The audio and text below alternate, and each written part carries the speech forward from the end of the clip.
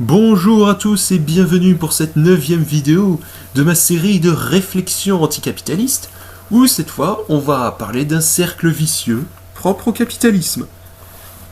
Parce que c'est à des moments, il y en a qui se disent « Ouais, les aides sociales, la redistribution de richesses, ça crée des assistés, ouais, assistés !»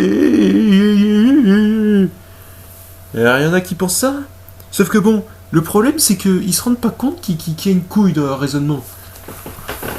Il y en a qui se disent « Ouais, si on baisse la redistribution des richesses, les aides sociales, tout ça, les gens ils vont davantage retourner au boulot, on va baisser le chômage, on va faire revenir l'activité, on va à nouveau produire davantage, le retour de la croissance, gna gna gna. » Sauf que ça, c'est un raisonnement complètement faux. Si on baisse les aides sociales et la redistribution des richesses, on va avoir des gens qui vont être davantage prêts à tout pour avoir un boulot. Quitte à ce que ce soit un boulot précaire, mal payé, avec des conditions de travail pourries, beaucoup d'heures à faire, plein d'heures sup pour essayer d'avoir plus d'argent, dans une ambiance de travail pourrie. Alors voilà, grosso modo, ce genre de raisonnement, ça va aboutir à une explosion de la précarité. Et c'est là qu'à ce moment-là, il faut se rappeler de quelque chose d'important. C'est que le travailleur, là, le travailleur qui va se retrouver dans la précarité, il est aussi consommateur IRL. Et donc si on se retrouve avec baisse générale des aides sociales et de la redistribution des richesses, on va avoir une forte hausse de la précarité des travailleurs et donc aussi des consommateurs. C'est-à-dire que ces consommateurs, du coup, ils vont moins consommer. On va avoir une baisse de la consommation, forte baisse de la demande. C'est signifié à ce moment qu'il y aura trop d'offres que les entreprises vont avoir du mal à écouler leur production. Et seront obligées de baisser leur prix pour quand même écouler, elles vont être obligées de réduire leur production. Et ça, ce que ça veut dire, c'est que pour rester rentable, si elles se retrouvent à devoir beaucoup réduire leur production, ça peut vouloir dire des licenciements qui vont alimenter encore cette précarité. Donc risquer ensuite d'enclencher d'autres licenciements, etc., etc., jusqu'à ce que les entreprises fassent carrément faillite.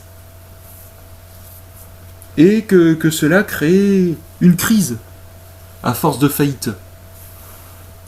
Donc ce qui se passe là, c'est que vouloir baisser les aides sociales et la redistribution des richesses, ça va entraîner un cercle vicieux qui va faire monter le chômage, qui risque de mettre des entreprises entières sur la paille et qui risque dans le pire des cas de provoquer des crises économiques.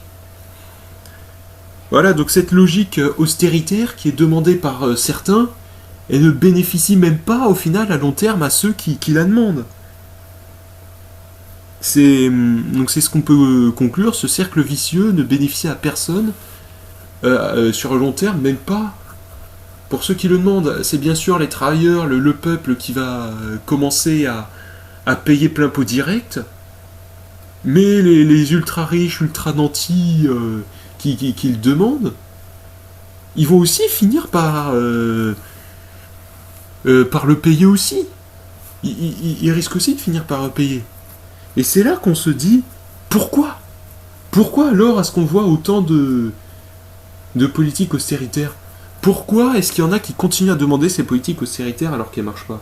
Pourquoi est-ce que c'est demandé ? Pourquoi ce genre de choses existe ?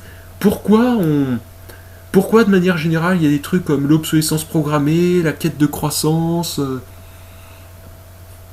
les délocalisations, le néocolonialisme, de diverses formes de prédation.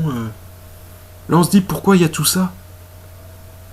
Et c'est ce qu'on verra la prochaine fois. La prochaine fois, on va du coup enclencher un cycle de vidéos où je vais vous expliquer d'où ça vient tout ça. Et je vous en dis pas plus, ce sera pour la surprise. Ce sera une surprise, je vous laisserai découvrir ça le moment venu. Au revoir.